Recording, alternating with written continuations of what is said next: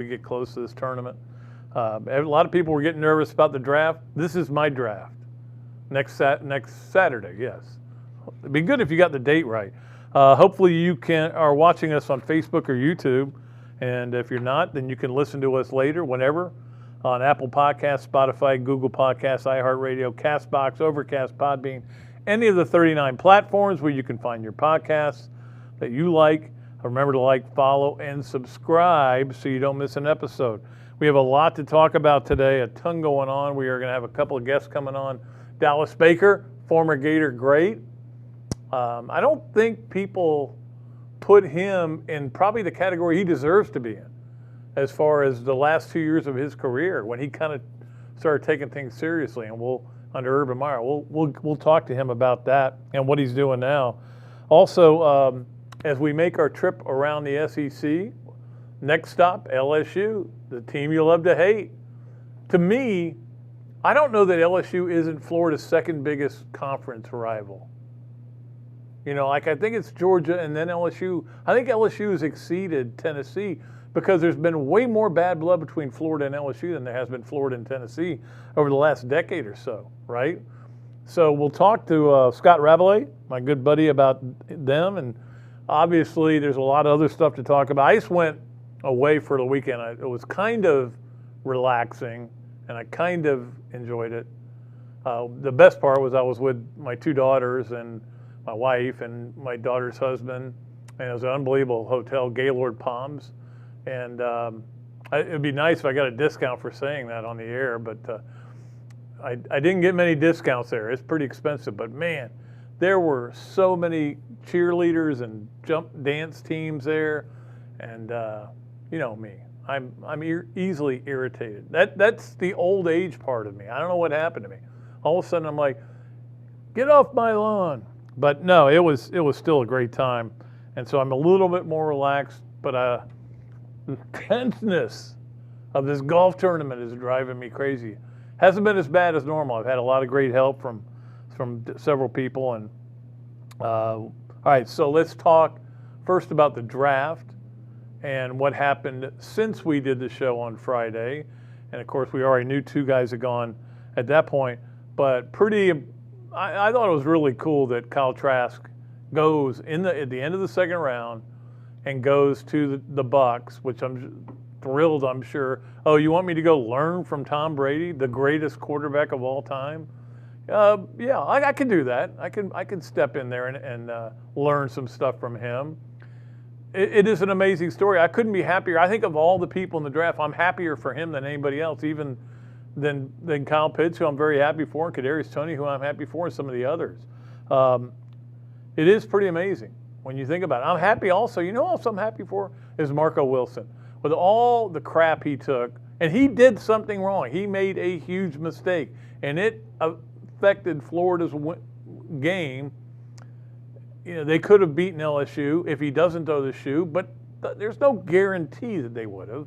Still, it was a bonehead play, and we've all said that. But, you know, people make mistakes. And just to get drafted, and of course had a great pro day, I'm happy for him too. The obvious one that people are making a big deal about today is Trayvon Grimes, who nobody can believe did not get drafted. Ended up signing a free agent contract with the Eagles. The Eagles are raving about him up there. They think it's a thrill. And I'm like, well, if you think he's so great, why don't you draft him? But look, you're better off picking the team you want to go to than you are being a seventh-round pick. Then you have no choice where you go, and you don't know if it's going to be a good fit. At least you get to kind of choose. Like, say 5 teams contact your agent and say, hey, we'd like to have him here. You pick the one you want to go to. And that may be Philadelphia's. I will say this, Philadelphia, over the last couple of years, excuse me, I got a little itch there, has had almost no receivers. So it'll be really interesting to see how that all works out for him.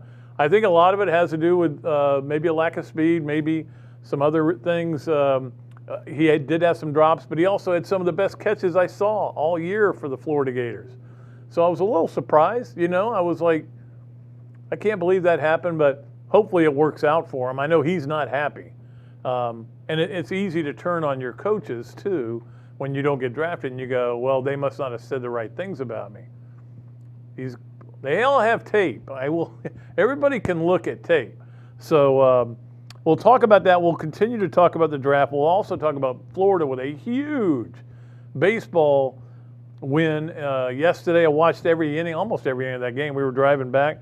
And, of course, Gator softball as well. There's something going on today at 2:30. I think it might be 3:30 Central that it will greatly affect their season. But right now we're going to go talk to one of the great Gators of all time. And one of my favorites, some people call him the touchdown maker. I just call him Dallas Baker. Dallas, how are you doing today? I'm okay. How about yourself? Okay, there it is. I got sound now. I didn't have sound there for a minute. Dallas, how are you? I'm okay. I'm doing fine. Can you hear me? I can't hear him. Okay, we're trying to fix your sound, okay, Dallas? Okay. You might want to step back just a little bit to your there you go. Now I get to see your beautiful shining face. Are we ready? Oh, you can hear him, but I can't. Okay. Wait a minute. Maybe I stepped on this cord. This is what we call live TV. All right, there you are. I got you now. All right, Dallas, how are you? How have you been? I'm okay. I'm doing fine. Great. How about yourself? Good. What are you doing now? I know you were at Marshall, and of course that didn't work out with Coach Holliday, and I was a little surprised for everybody. But you were probably surprised too. Yes, a little bit, but being on the coaching side of it, you hear a few things, so you try to prepare yourself for it. So we were surprised, but not too much, to be honest. What I'm doing now at the moment, I'm still under contract, but unfortunately, I haven't pulled anything to stay on the field and coach. I have talked to Coach Mullen quite a bit, a couple of times. We talked early on in the process. Someone else ended up getting involved, and it just didn't work out. But we spoke about 3 weeks ago, and he said he'll be in touch with me probably in the next 2 to 3 weeks. Yeah, that's been a tough deal for a lot of people. I mean, having to try to find jobs during this pandemic. You know, I mean, when we're dealing with so much, and I'm sure it is for you. Yes, sir. And I'll be honest. I'm gonna try to answer every question as honest as possible. I'm not gonna try to burn any bridges, but I am gonna really tell the truth, tell how I feel about some things. And yes, the pandemic has definitely changed a lot of things. For example, look at the young men at Kansas and their coaching staff. Here it is, we're in the month of May, and they just hired a new coach. You don't see things like that happen often. Now, I do understand that some things went on there, not to drop any names, but we both know that it's sad to hear, you know. And so now with the coaching change, you have some coaches who probably going to be unemployed. So a lot of things has changed with the pandemic. Yeah, it's been crazy, and you know, we all thought going into this football season that no coaches would get fired, no coaches, because nobody could take the financial hit, and then they fired everybody they wanted to. I mean, and then it happened in basketball too. Yeah, we're still going to fire them. We'll come up with the money. Yes, sir. It's kind of like I was telling my fiance, though. Again, I'm going to be honest. When money is involved, you find a way to make it happen. You know, and I told her a long time ago, when everyone was saying there may not be a college football season, I was blessed and fortunate enough to play at the University of Florida, which is the greatest university in the world. And I was around some great coaches. So before I became a coach, I kind of understood how this thing worked. And my Uncle Wes has been in this profession, so I grew up in it. And I told her, I said, we're going to play college football this year. And the reason being is because, you know, college football is so exciting, you know, so that took our mind off the pandemic a little bit. And also, again, the money that was involved, you know. Yeah. In the U.S., we make a lot of money off of college football. Let me ask you this. If you guys lined up for a raise, and it's you and Wes at his advanced age, and your brother, who was a great Olympic rugby player, who's winning that race? it's kind of funny that you brought that up because before I got on here, I was just talking to my brother and we were getting into an argument, two brothers because of the draft. And he was just saying stuff because he went to a smaller school and that actually got brought up. I would come in dead last by far, but I'm bigger than both of them by far. So we all have our advantages that God has blessed us with. But as far as the race, I stand no chance. Now, if we're in the red zone, I'm putting me in before I put those two in. I'm 6'4". My uncle is 5'11". My brother is 6'1". So I've been blessed with talent. They've been blessed with talent. So we all have our own unique ways of being great. How much did the fact that Wes was such a legendary player at Florida influence your decision to come here? Wow. So I say it all the time. Me being a Florida Gator, and it's kind of weird because people look at me funny every time I talk about the University of Florida, and I start to cry. And the reason being is just because what I went through to be a Gator, there's not a lot of guys that go through that. In the recruiting process, I was told that if I sign with Florida, I have to go to junior college. Most coaches aren't that honest. And so when Coach Spurrier and Coach Collins, who recruited me, told me that, it was tough for me to still say I want to go to the University of Florida, knowing that I won't be there. So I ended up committing to South Carolina, Coach Strong and Coach Fitch. And through the process, my grandfather was diagnosed with cancer. And I remember talking to him, and he was telling me, if you go to South Carolina, I won't be able to see you play. And he said, on top of that, all I ever heard you talk about was the Florida Gators. You never talked about wanting to be in the NFL. You never talked about anything. It was, I'm going to be a Gator one day. I'm going to be a Gator. I'm going to win a national championship at Florida. So talking with my grandfather, I made a decision. I decommitted and I signed with Florida. While I went to a prep school, and while I was at the prep school, my grandfather ended up dying. And so that just made me more motivated to live up to everything I had promised him, that I would win a national championship at the University of Florida, that I would graduate from the University of Florida. And while I was there, I met my fiance. We still together to this day. We have a 12-year-old. And I just tell people all the time, me going to the University of Florida was really a blessing from God. By me going there, God opened up so many doors for me. So that's the reason why I cry when I talk about the University of Florida. And not to get off subject and ramble so much, but I love football so much, and Coach Mullen will tell you this. T1, Will, and Coach G also. All three of those guys are very close to me, especially Coach G, as everyone knows. Last year when the recruiting position came open to come off the field, I was on the field and I was a wide receiver coach at Marshall. And I called Kewan and I told him to tell Coach Mullen that I would leave being a receiver coach at Marshall to go off the field, just have an opportunity to go back to the University of Florida. Coach Mullen called me back and he said, wow, that's how you started off. He said, you really do love being a Gator. I said, Coach, I bleed orange and blue. Like, I'll do anything. And he told me, he said, listen, you have an obligation there with Doc, for one. For two is stay on the field. And he said, it's going to work out.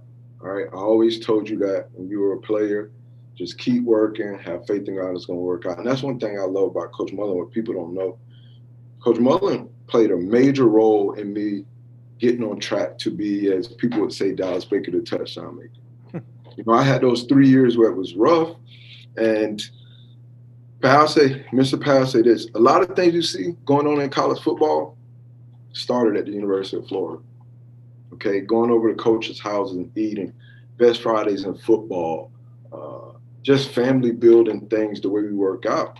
And so to follow up with that, I went to Coach Mullen's house and I was eating dinner with him. And we just had a long conversation about how much he believed in me, how he boosted my confidence. And then I always tell him this so he know that I was listening. Before I left his house, he stopped me at the door and he said, Dallas, what do you think happened when we're in camp and I call a passing play and you drop a ball, said, you're probably going to take me out and give somebody else a chance. Because that's what happened my first 3 years. He said, nope. He said, the next play, I'm going to call the pass play so you could get the ball. I was like, really? I said, yeah. He said, I know you can play. You just need to believe in yourself. So I'm going to keep calling on you. So if you drop the ball 1,000,000 times and I get fired, oh, well, I'm going to keep calling on you.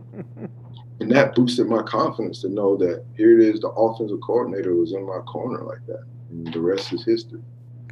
It is pretty amazing, though. I don't know that you're not the only guy who was recruited by Spurrier, played for Zook, and then played for Urban Meyer and won a national championship. It just felt like at times like you were there for like 12 years.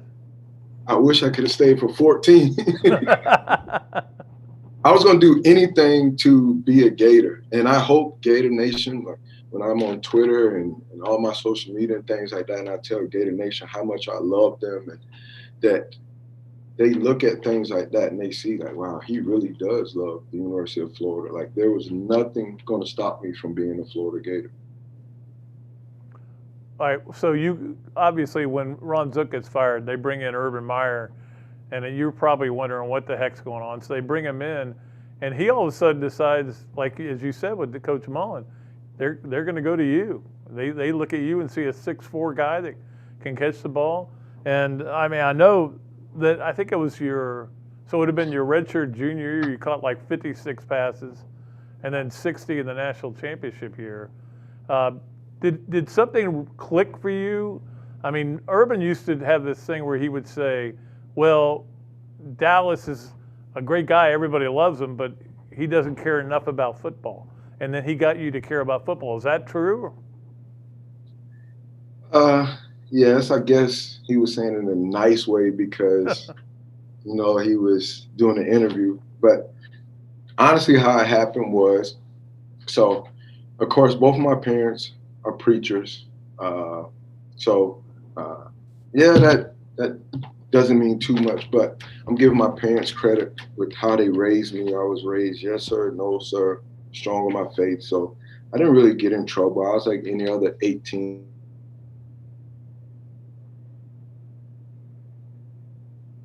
Laugh.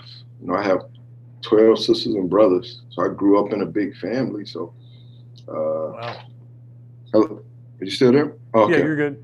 All right. So I was big on family and making everyone happy and, just that family atmosphere. So I was the guy who would try to make everyone laugh. And I remember one day we were in the swamp and we were running 300s with Coach Mick. And that's one thing I could do. I could run.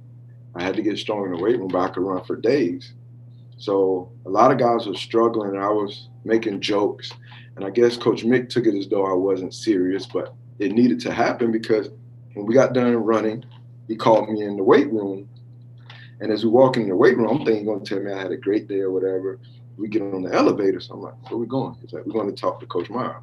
Okay. We go upstairs and he just tell him how I was acting that day. And Coach Meyer had already been telling me, he got my grade report and my grades wasn't great. I was making C's and D's. Like I said, I was like any other 18 to 24-year-old in college. I would skip tutoring here or there. And so we went up there and Coach Meyer said he had enough. But Coach Mick did tell him, he said, I watched this guy in the weight room. I watched this guy run. And I've been around these type of guys. And I know he has all the ability to be a first-round draft pick. He's like, he just has to get it together. And Coach Meyer said, well, he's going to have to get it together somewhere else. So he calls my mom and tells my mom, I just kicked Dallas. He tells her, he asked how she's doing. And he said, I have some bad news. He said, I'm kicking your son, Dallas, off the team. Wow. And my mom was the speaker, and she's like, wait, what? What did he do? And then Coach Meyer, he explained, and then my mom basically, she's like, please don't kick him off. Like, he wants to be a Gator better than anyone, which is true. And Coach Meyer said, I'll call you back in 30 minutes. We're going to talk to Dallas. And I was crying more because I didn't want to leave the University of Florida, not because he was going to kick me out because, like I said, that's all I know. My uncle played there. 2 of my cousins walked on there. I had another cousin graduate. Like, that's all we know, So we talked and we came up with a plan. And then that night, I went to his house. We ate dinner. I talked to him and Miss Shelley. And again, that just built that trust, that family atmosphere. And after that, every day I went in the weight room like he was going to kick me off the team. I went in the classroom like he was going to kick me off the team. I made the dean's list. Well, I made honor roll that year. And then I remember I'm like, you know what? I could really graduate from here. And really, I just matured. I guess I was scared into maturing. Well, it is amazing to think of your story. I think you were 2-time team captain too, right? Yes, sir. Thank you. Because working for Coach Holiday at Marshall, he would always talk to the players and he would use me as an example. And he always talk about how I was a captain my senior year. And then when we go in the staff meeting, I always tell him like, hey, Coach, I was a 2-time captain. I'm one of the people that was a captain as a junior also. Don't forget that.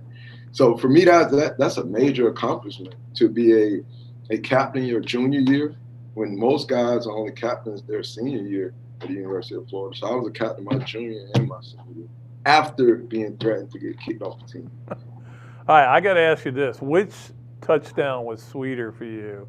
The one that beat FSU in Tallahassee or the one in Glendale that got you guys going with that offense, the first touchdown of the game? I would say the one in Glendale because it was for my team. The one in Tallahassee, that have to be second because that was more for a selfish reason. Buster Davis is a childhood friend of mine. He played on Florida State. There's a bunch of stories I could tell about Florida State. For example, I didn't know Coach Bowden had as many sons as he did, and one of his sons was the wide receiver coach at FSU. Right. So when I was getting recruited, I thought it was his son that was at Clemson. And so he called, and we were talking on the phone, and he offered me, and I tell him, Coach, I appreciate that because I would love to play against Florida State. I can't stand those guys. And he was like, wait. He's like, I'm the receiver coach at Florida State. I'm like, so I wasn't going there anyways, though. But so that was the one against Florida State was for selfish reasons. Yes, it helped my team, but for me, that was personal. So I would have to go with the one at Ohio State. There was a couple of big ones in Tennessee, too, I remember. Redemption. Yeah. How sweet it is. I remember seeing you after that game, and I think you were the happiest guy in the world because of what had happened 2 years prior with them, which was a terrible call. But a guy takes a swing at you, and you kind of push back at him, and you get a penalty, and it ends up, you could say, costing Florida the game. That had to have been a special feeling to walk off that field after being one of the stars of that game. Well, it was a great feeling because, first of all, so I will drop a name. I remember Lee Corso said that I was a thug and I deserved to be kicked off the team. Now, not bad-mouthing Lee Corso. I've met him a couple of times. Great human being. But something like that was just like, wow, people don't even know me. And here it is. He's saying I'm a thug. I deserve to get kicked off the team because of a mistake I made. Now, that was a huge mistake. And then Coach Zook was getting heat for saying by me doing that, I was coached not to retaliate. It was just something that happened, and I don't regret it because I really do believe God has everything happen for a reason. And by that happening, to take something negative and make it positive, it was motivation. It really built my relationship with Gator Nation because, yeah, I was upset that we lost the game, that I let my teammates down. But when I went back to Gainesville and I saw the Thanks Baker on the on the wall over by what street is it? You know the long 34th, wall. yeah. 34th. So I saw Thanks Baker, huge. Like I'm sleeping on the bus, my teammates wake me up, and I just like, wow. Like I was always told, like, you play for the name on the back of your jersey, your teammates, and for your university. And so, yeah, I felt like I disappointed my family, let my teammates down. But when I saw how hurt Gator Nation was, I made up in my mind, I'm going to do everything possible to make sure that I never, ever let Gator Nation feel like this again. And so in 2006, after the Outback Bowl, we had a pep rally. And even Coach Meyer was surprised. And I remember I said, Gator Nation, we're going to win a national championship this year at the spring pep rally. He was like, wow, that's a big promise to feel. Are you ready? I'm like, Coach, we're going to win a national championship. And I like the fact that Coach Meyer admits that even while the game was going on in Glendale, he still didn't know if we were going to win the national championship. No. So I'm glad to be honest with that. But I told you. Yeah, he told me once that you guys got a late first down with like 3 minutes or 2 minutes to go. And that was the first time where he went, I think we might win this game. You're up 41-14. You're going to be okay. But what last thing before you go, I got to know where you have your national championship, SEC championship, and Super Bowl rings. Not many guys have all three.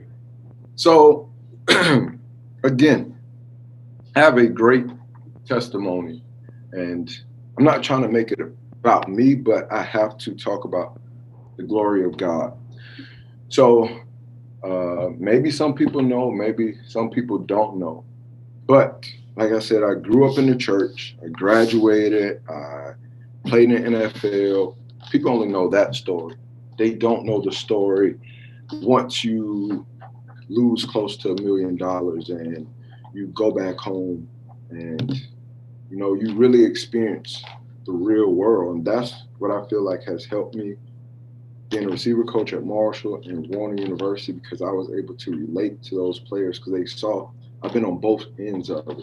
So my national championship, my SEC championship, the other national championship, because we were the first team to win the BCS championship, you know, the game separate away from the bowls. And my Super Bowl ring, all 4 of those rings I do not have anymore. So you had to sell them? Yes, I don't have any of them at all. So Ashley, who works there in compliance, who also gave me the news that I was accepted into the University of Florida, is like an older sister to me. We talk all the time. Ashley knows the story. She knows what happened. She tried to get me not to do it, but certain things happen. Like I said, it's a part of my testimony. It's a long story. We don't have time, but I do not have them, but that don't change the fact that I accomplished that. Now, I would like to get all 4 of those back one day, and I do believe it's going to happen. All I need to do is get one of those Power 5 wide receiver coaching jobs, the way those guys are making money up here at head coach. That's right. But that is my goal. Like I said, I have a 12-year-old daughter, and since she's probably been 6, 7, to learn how to use the internet, she looks up everything about daddy, and I love the fact that I'm Superman to her. So that's something that I want to get back to give to her, and maybe one day she give her kids and her grandkids, and on and on. So, well, Dallas, I'm sure there are a lot of people out there who would like to help you in that way, any way they can, and it's been a powerful 30 minutes, and I appreciate your time so much, man. This has been great talking to you. One of the great players in Florida history, and you really told some unbelievable stories. I was excited. I couldn't sleep. I was telling my fiance, I've been getting interviews by you since I was 18, and here it is. 20 years later, we still going. Yeah. Well, that's good news for me, I guess, if I'm this old and I'm still interviewing you.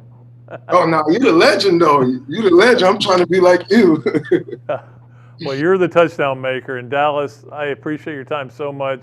We'll talk to you. Maybe we'll get you on again later, because we could have gone a whole hour here. So maybe we'll get you on in a couple of months again, if it's okay with you. Yes, sir. I would love that. All right, Dallas Baker, we appreciate your time. We have got to take a break here right now.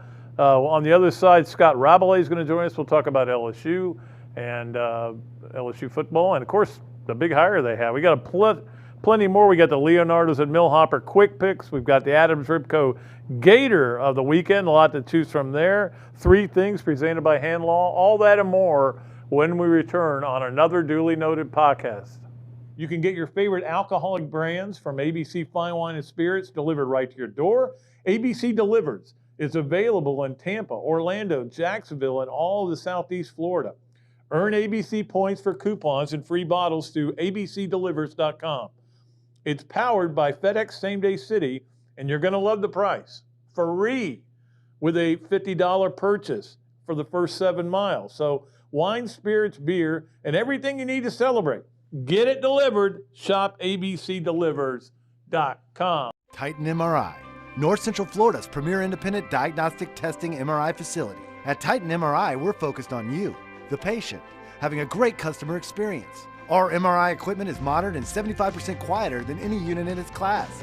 And our MRI unit has one of the largest openings of any of the newer high-strength MRI units, which allows comfortable scanning for potential claustrophobic and larger patients. At Titan MRI, we look forward to serving you. This is Pat Dooley, and I want to tell you about my friends at the Gainesville Quarterback Club. I'm a member, and you should be too. It's the oldest Gator booster club in the world and a great place to meet new friends, network with prominent business people, and hear a great collection of speakers, including Dan Mullen, throughout the football season. Go ahead and give John Stevens a call at 352-222-8516 or sign up on the website, quarterbackclub.org. Thanks so much to our title sponsors, ABC Fine Wine and Spirits and Titan MRI, and to our pick sponsor, Leonardo's of Millhopper. You can find us live on Facebook and YouTube or listen at your leisure on Apple Podcasts, Spotify, and Google Podcasts, or wherever you find all your favorite podcasts. I'm excited to continue this podcast and to have your company on board as a sponsor. If you're interested in being part of the show, email me at patrickdooley54@gmail.com or give me a call, 352-317-3444. Okay, we are back here, and I'm a little bit blown away by that last interview. I mean, Dallas Baker, and maybe some of you have heard some of these stories before that he was telling, and great guy, and I've always liked Dallas and interviewed him for a long, as he said, for a long time. Man called me a legend. What's wrong? What's going on here in this world? But he's a legend. He's the touchdown maker. But I'm trying to figure out which was my favorite story. The fact that when Jeff Bowden was recruiting him, he thought it was Tommy Bowden. That was a really good story. And so he said he wanted to go beat FSU's butt. That's a good story. The story about getting kicked off the Florida team and calling his mom and telling him he's kicked off the team. Or the part which is tragic about him having to sell all his rings.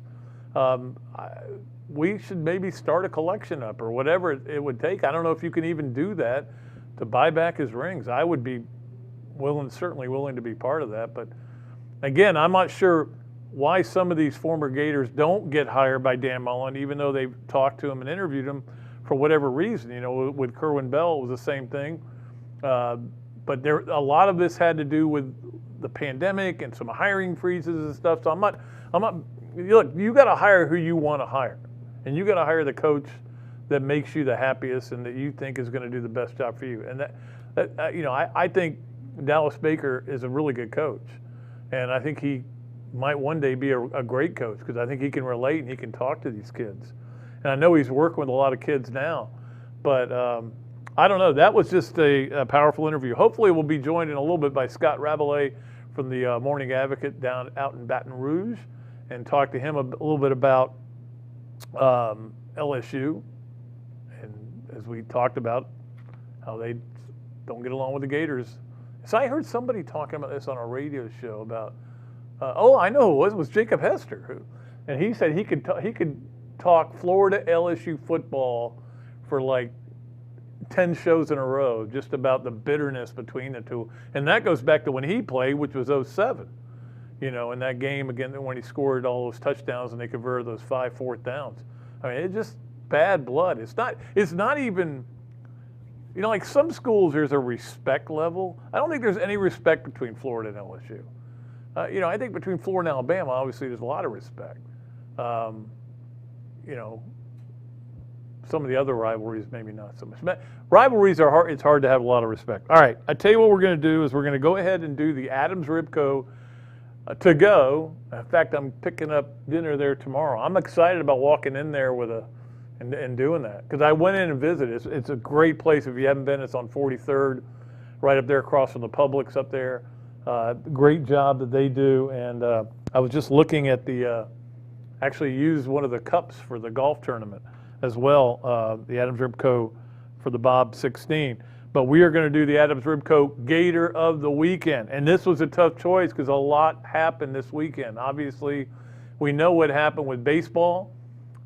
If you don't know, and I think most of you do, if you pay attention to that stuff, the Gators, to be honest with you, were embarrassed the first night on Friday night. After all the hoopla and hype for the series against Vanderbilt, #2 team in the country, and you're just like, and this is what goes on with this team. It's a weird deal. You kind of look at them and you go like, I'm done with them. I don't want to pay attention anymore. I'm sick of this. This is ridiculous. You know, you had a play in the very first inning where second baseman cuts in front of him and throws the ball, and he doesn't have a play, but the run scores from third. You know, there's just a lot of little things like that, and you're done. And then what happens? They come back. They're losing the second game, and they come back and win. And then the next day, it's just great pitching, which, you know, Tommy Barco, Hunter Barco, sorry, confused my Tommies there. And then Jack Leftwich comes in and has a 7-hour save, or 7-out save. Let's try to get some of the words right. So it was an amazing day, and the Gators take 2 out of 3, which is what they really needed to do to try to put themselves in a position. I think it's coming up in a week and a half that they're going to name the regional sites. And again, Florida's not going to be a super regional site. It'd be almost impossible. But they want to be a regional site and to host. And look, they will be, I think. And I think in the end, when you're trying to do and this is a long-winded way of telling you the Adams Ribco Gator of the Week, but when you've got a stadium like that you've just opened, and it's a beautiful stadium and everybody's raving about it, and you're a team that's like, we could go with them or them. You're going with the team that's just opened this brand new, beautiful, looks like a AAA stadium. So I think Florida will be a regional host, and that's always an exciting time. There was a lot of baseball players I could have put in here. But I went with the Adams Ribco Gator of the weekend. I went with Hannah Adams. And she has been clutch all year. She's now hitting .401. That's hard to do in anything, you know. .401, you know, obviously to hit over 400 in baseball is not easy. And I know in softball it's a little bit easier. The great players tend to excel. And I don't think it's necessarily easier. I just think the great players tend to get big numbers. I think the leader of the SEC is hitting in the 500s. So that should tell you it's a little different animal, and I do get that it is. But Hannah Adams, 3-run homer in the top of the 7th. I mean, Florida is about to get eliminated from the SEC race. They're about to be eliminated. And she hits a 3-run homer to win the game in the top of the 7th inning. And it wasn't a walk-off. But that was huge. I was thinking about this today. You know, I did the top 25 Gator softball players of all time to commemorate the 25th anniversary of Florida softball. And I didn't have Hannah in there, and I wish I had. Now, if I waited a year and made it 26 years, I guess it is 25 years. So maybe I should stick her back in there and figure it out. But that was a huge play for the Gators. And I know that if you're listening to this on Tuesday, you're going, well, as it turned out, it wasn't that big a deal, blah, blah, blah. Or, yeah, it was a big deal, because you'll know the results of the 2 games that are being played. One of them being played right now. I think it may be 3:30. I should have looked up whether it was Central or not. Between LSU and Arkansas. If LSU sweeps and Florida sweeps this weekend, Florida wins the SEC outright. If Arkansas wins one of the two, Arkansas wins a share, and then Florida's got to sweep to win the other share. If Arkansas sweeps, Florida's playing for kicks and giggles next weekend against Texas A&M. So it was huge right at this moment, and that's why she is the Adams Ribco Gator of the weekend. But we'll see how big it is going forward, because a lot's going to depend on what happens, with that doubleheader. So we'll check it out as well. All right, we still have to get to our Leonardos and Millhopper quick picks. Boy, a bunch of you guys qualified, and then we'll go through some of those names as well. 3 things presented by Hand Law is still coming up. Maybe we don't have Scott Rabalais coming on. I thought he was going to come. I thought he got the Zoom number okay, but that's okay. I've got plenty of things to talk about, and I want to get back into the draft as well, and what I saw from it. So we'll talk about that and more when we return. You're watching Another Dooley Noted Podcast. Thank you. Titan MRI, North Central Florida's premier independent diagnostic testing MRI facility. At Titan MRI, we're focused on you, the patient, having a great customer experience. Our MRI equipment is modern and 75% quieter than any unit in its class. And our MRI unit has one of the largest openings of any of the newer high-strength MRI units, which allows comfortable scanning for potential claustrophobic and larger patients. At Titan MRI, we look forward to serving you. Thanks so much to our title sponsors, ABC Fine Wine and Spirits and Titan MRI, and to our pick sponsor, Leonardo's of Millhopper. You can find us live on Facebook and YouTube, or listen at your leisure on Apple Podcasts, Spotify, and Google Podcasts, or wherever you find all your favorite podcasts. I'm excited to continue this podcast and to have your company on board as a sponsor. If you're interested in being part of the show, email me at patrickdooley54@gmail.com or give me a call, 352-317-3444. You can get your favorite alcoholic brands from ABC Fine Wine and Spirits delivered right to your door.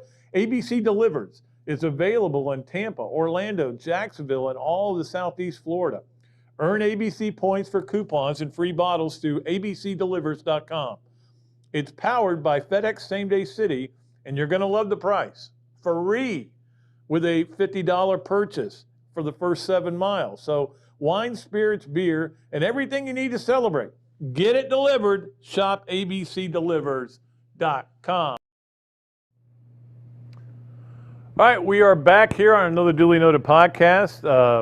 Appreciate all of you for listening or watching. Of course, if you're watching on Facebook and YouTube, you saw me really screw up at the beginning of this show when I couldn't get my headsets to work, but we got them to work. And fun interview with Dallas Baker. I guess Scott he may be covering that very softball game that I was just talking about, and that may be why he hasn't been able to click on. He hadn't had the chance to do it, so maybe we'll get him next week or Friday as well. I think Robbie Andrew's going to join us Friday too. Everybody always enjoys those times with Robbie Andrew.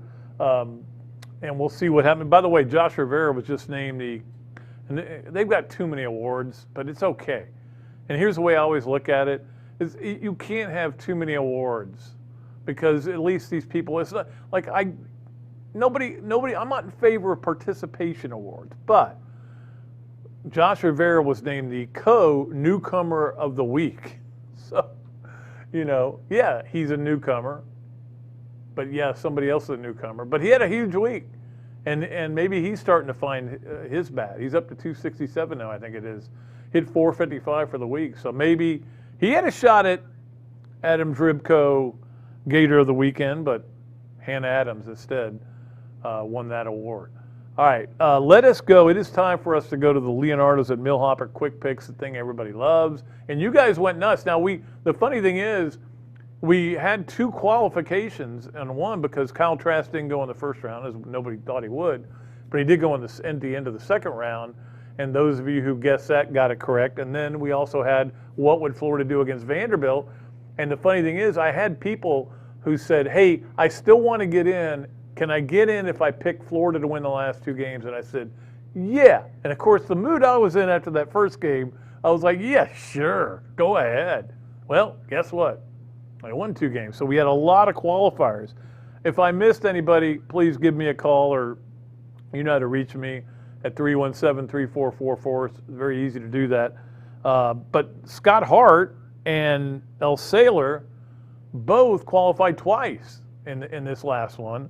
So you had them, Darlene Berry and Drew Berry. Drew Berry was our winner of the last contest. Ryan Emerson, Tim Boline, Ed Spillane. Tim, you need to correct me if I'm spelling your name right. It could be Bayline, could be Boheim, but that's the way I'm going with right now.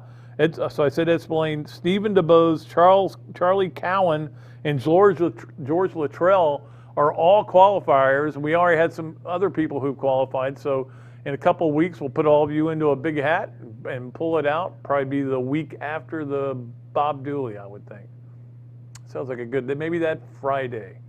We'll do it that Friday. So that would be like, what is today? That would be the 21st of May. That's my goal. That's what I'm shooting for. And we'll have a great prize for you, I promise you. Hopefully you'll enjoy it. So we still want to keep qualifying people, though, and we enjoy it, and we appreciate all the things that Kyle does down at Leonardo's and Millhopper. In fact, just today he got a donation from their wine supplier for 2 cases of wine for the golf tournament. Now, we're not drinking 2 cases of wine at the golf tournament because nobody drinks wine at the golf tournament except for the people on the 17th hole. People in the 17th hole is my wife and her friends, and they pass out ballyhoos, fried alligator to all the golfers. This is how good this tournament is, okay? Think about that. You get fried gator tail at one hole. There's Leonardo's at another hole. We're making grilling hot dogs at another hole, and thanks to my friends at Big Mills for donating $200 as well. They couldn't be there this year, and that's fine, and we understand. There's just stuff everywhere.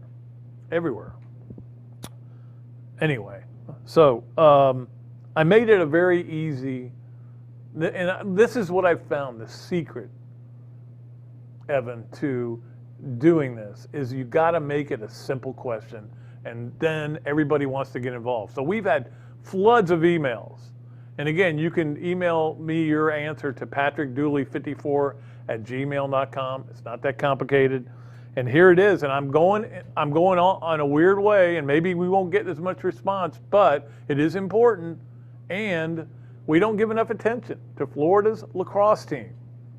Florida's lacrosse team is very good, won the conference, and now they are playing in the conference tournament, and it's in Gainesville, which I didn't even realize. This is how we're all obsessed with baseball and softball right now, but the tournament's in Gainesville. So that'll be an interesting dynamic.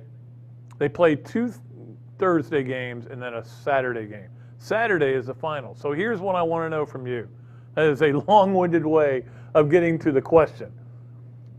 Okay, the Leonardo's at Millhopper, quick picks. The question is, does Florida make the final, which is Saturday? So they've got to win twice against 2 pretty good teams. I think they have Vanderbilt, and then it depends maybe on who. Maybe it's Cincinnati. Anyway, however it works out. But anyway, the goal is to make the question pretty simple. All you got to do is say yay or nay. It's just like you're voting in Congress. Just say yay or nay. And you don't have to give a speech. All you have to do is say yay or nay.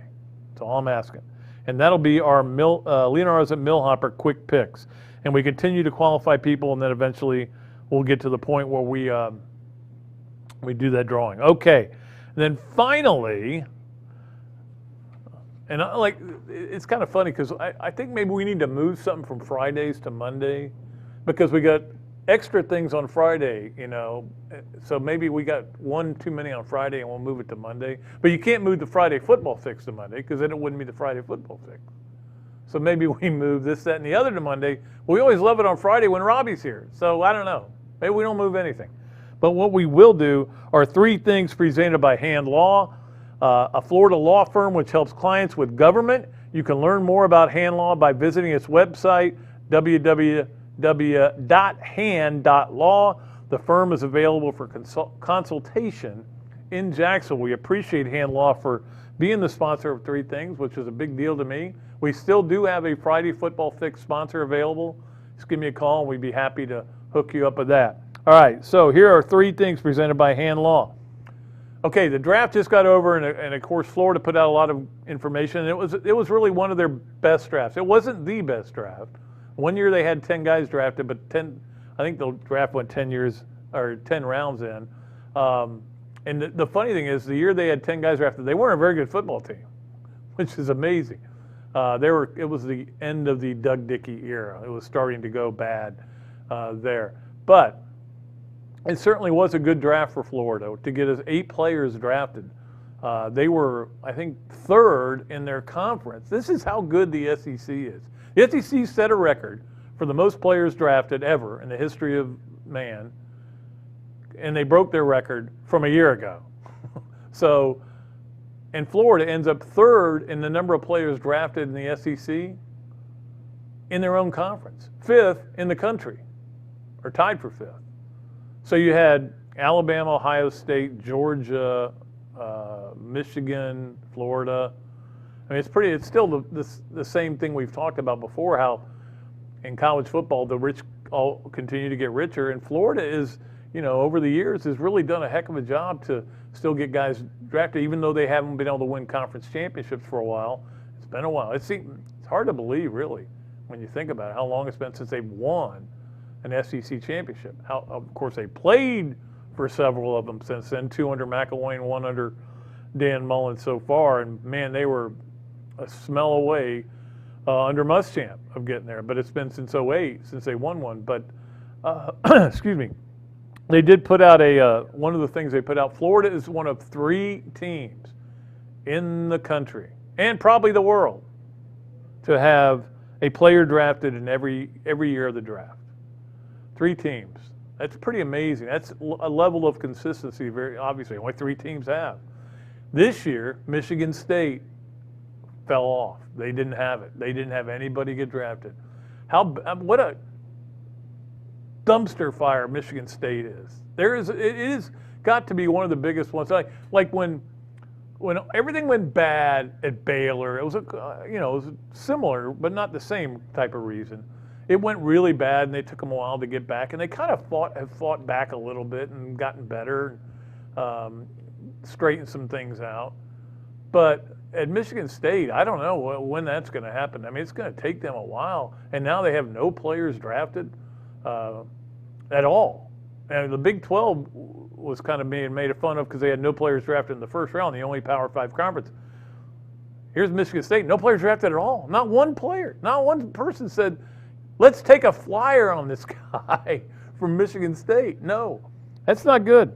All right, number 2, interesting to me because I don't follow the NBA that closely, but, my oldest daughter was in town from Los Angeles, so, we did talk a little bit about the NBA. She's a big fan of the Lakers, which I used to be back in the old days, but I think you guys know the story. When they traded Shaq, I was done with them. I was a big Shaq fan. At any rate, the Lakers lost again last night. They're struggling. LeBron's been out. Anthony Davis, obviously, the injury he's had. And now it looks like there's a chance they could have to play in the play-in game. Now, I don't like playing games, and LeBron doesn't either, apparently. And he was ripping it and said whoever came up with the idea should be fired. I'm like, yeah, LeBron, it's easy to say somebody should be fired. You don't know how, they've got a wife and kids at home, and you want them fired. I know, he's just speaking metaphorically. But it would be, I still think playing games, I think they're stupid in baseball. You don't have enough time to play 2 out of 3 at least. Yeah, you can get that done. Single games, I know that everybody says, well, the excitement of a single game. Well, then play all single games. Make it like the NCAA tournament. I agree with LeBron. I think you should, if you get to the 7-8 game, it should at least be 2 out of 3. I agree with him on that. I don't agree with LeBron about a lot of things, but I do agree with him about that. All right, and finally, number 3 on 3 things presented by Hand Law. I was just thinking about this with Kerwin Bell. And Kerwin Bell, doesn't always get the respect he's deserved. He didn't get it coming out of high school. And what did he do? He ended up being a great quarterback for the Florida Gators. It led them to their first ever first ever number 1 ranking, first ever SEC, which he and I still count. In fact, we've got a great poster of the trophy that Kerwin signed that we're getting framed right now by our good friends at Picture This. And that'll be one of our silent auction items in the golf tournament. So everybody, like, he's fifth string. He comes in as a walk-on. He's fifth string, works his way up, has those great things, ends up playing a little bit in the NFL, a little bit in the CFL, becomes a coach, and he goes to JU as a head coach. They have, everybody's like, JU. They have this great success, and then he wants it to go another level, and they don't agree on it, so he goes to Valdosta State. What does he do there? Wins a national title. For some reason, Florida never wants to hire him. They say they do, but they never do. I said do. They just haven't hired him, and now he is at Western Carolina. And I am a huge Western Carolina fan now. I will root for them with every fiber of my being because I am a huge Kerwin Bell fan. And it's just funny how a guy who's as nice as he is and who's as good as he is in everything he does, people almost, for some reason, don't want to give him what he's due, the respect he's due sometimes. Maybe it's because he talks like he's from Meyer. Because he is. It's just the way it is. You guys heard him on the show. It was a great interview that we did with him. And we're going to get him again. We'll let him, I know how it is when you first get a head coaching, well, not like I've ever been a head coach, but I know how it is for head coaches. You get a head coaching job, and man, people are coming at you from both sides, and you got all these things, obligations to do, even in a school like Western Carolina, which is a smaller school. But once he settles down, we'll get him on again in the summer to talk about that. So anyway, I think that's going to do it. I think we got everything covered. Sorry we couldn't bring you Scott Rabalais. Maybe we'll get him on it later. I'll find out what happened there, but these things do happen, I know. But we made it through this hour anyway, and appreciate all of you out there. Friday, we'll have, I haven't worked on Friday's guest yet. I'm pretty sure Robbie's going to be one of them, but we'll get Friday's guest. I've been kind of doing some other things, as you know. But we will be back with a show on Friday and can't wait to bring it to you.